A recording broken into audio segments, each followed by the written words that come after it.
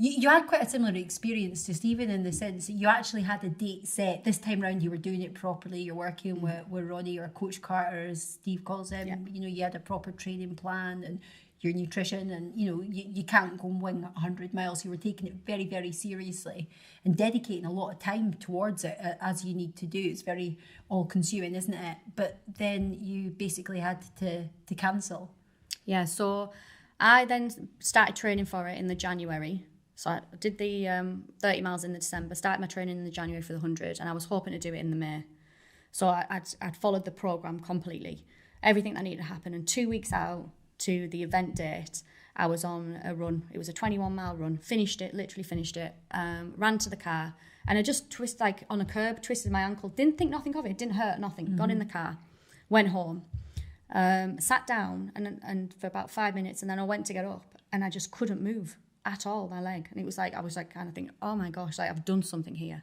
So I spoke to Ronnie. Ronnie said, give it a rest tomorrow and go back on it. He said, you'll have some niggles because you've done something, but just ignore them and keep going. So the next day I had a rest. The day after I went for probably about an 8-mile run. And I did have niggles, quite intense. So at the end of it, I finished it. I should have listened to my body, and I didn't. And I finished it, and then I found the next morning I couldn't even move my leg. So it kind of put me back. And I'd never had an injury. So I didn't like, do you know when people say I've got an injury? I was a bit like, oh yeah, whatever. You know, because I hadn't experienced it. And when I got that, it was like, shit, I can't even walk. I can't put weight on anything. And because I damaged my hip and my foot. So then I had to do a program of, right, see if you can walk for 3 minutes, run for a minute, and doing all this. And it just didn't improve. So I had to come off completely. And I was a bit like, shit, all of that effort, everything I've done now, like, wasted. Do you know what I mean? That's what I felt. So I came off probably for about, it might have been 3 months until I started, even walking hurt for a while, went and saw physio, things like that. And then I was like, do you know what? I want to get this done this year. I want to get it done this year. So it was probably the end of September. I contacted Ronnie and I was like, I want to do it in December. And he was like, there's not enough time. Like, come on, there's enough time. You've made that man go grey, I'm telling you too.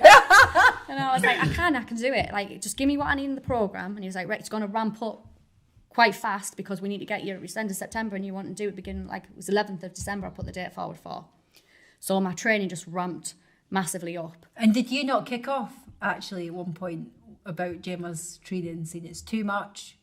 Yeah, there was some bits with it I did question. I didn't think it needed to be as intense because there was obviously the risk of doing too much. You could trigger an injury again. Yeah, this is the balance though, isn't it, when you set insane targets? Oh yeah, I was like a dog with a bone. It was like, no, I want it done this year. That's what I planned to have it done. I've had that obviously setback, so it was just like full steam ahead. I listened to everything Ronnie told me to do, and on the day, just began.